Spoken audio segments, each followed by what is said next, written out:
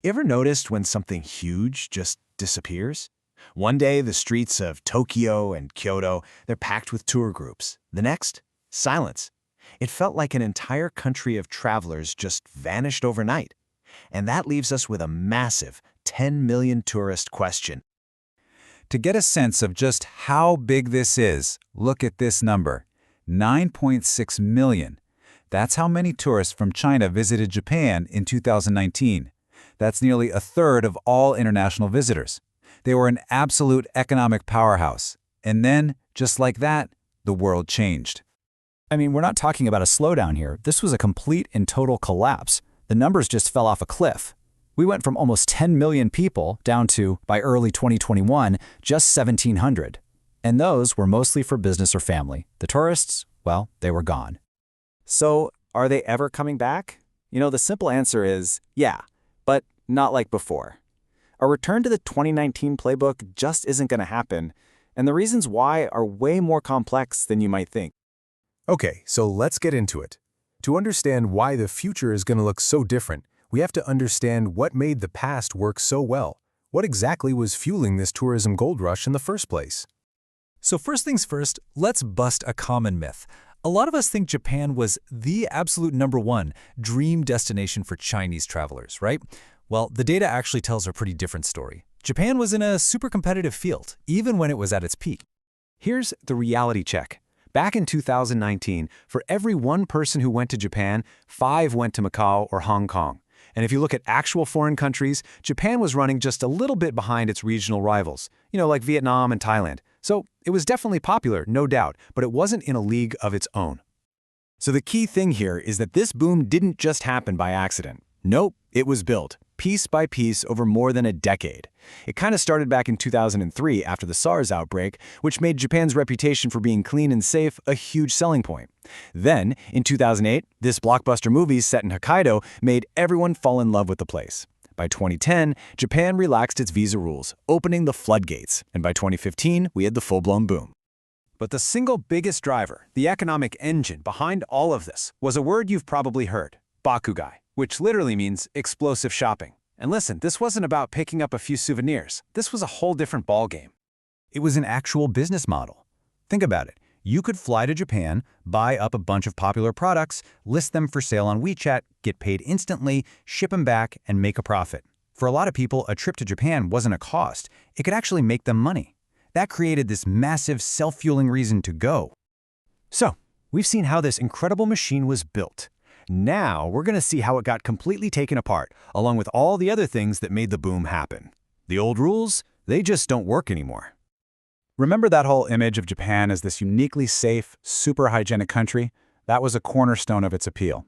But honestly, its long struggle to contain the pandemic really puzzled a lot of people in China, and it kind of put a big question mark over one of its key advantages. And what about that incredible economic engine, bakugai? Well, here's the kicker. It didn't just fade away because of the pandemic. It was already over. The whole system was basically shut down before 2020 even started. It was a one-two punch that made that personal resale model totally obsolete. First, a new e-commerce law in China started requiring permits and taxes, which pretty much ended the gray market. And second, official platforms like Alibaba's Tmall International started selling the exact same stuff directly, and often for cheaper. Just like that, the profit motive for the average traveler, it just evaporated. Okay, so if the old reasons for visiting are gone, who is this new Chinese traveler? What do they want, and what does this all mean for Japan? Inside China, you've got 2 really powerful cultural shifts going on. One is guachao, which is this huge surge in national pride. People are focusing on their own domestic brands, culture, and travel spots. And the other is shuhanyo, which is a new love for shorter, local trips, kind of rediscovering what's right in your own backyard. And when people do start traveling again, the market is splitting right down the middle. The recovery has been strongest at the super high-end luxury level and the super budget-focused economy end. But that big middle ground, the part that supported all that mass tourism, it's shrinking, and it's shrinking fast. And this shows us the biggest change in how people want to travel.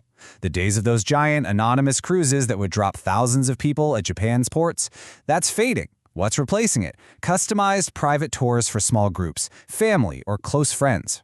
So think less tour bus with a flag, more personal guide with a van.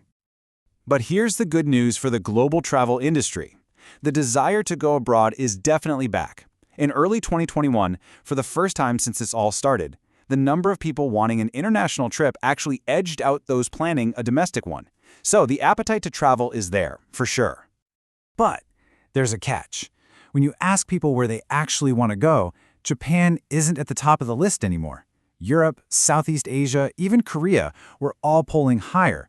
That old assumption that Japan is the default dream trip, you just can't take that for granted.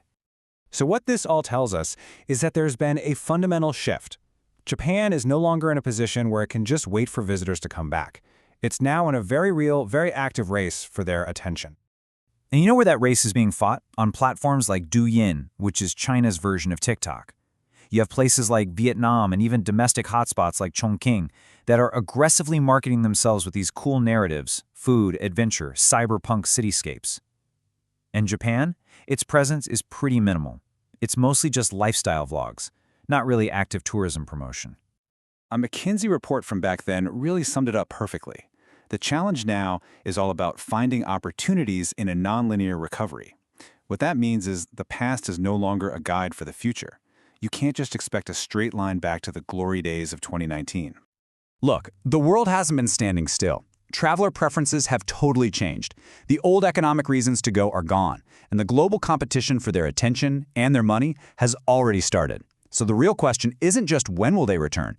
It's, in this brand new world, is Japan actually ready to compete?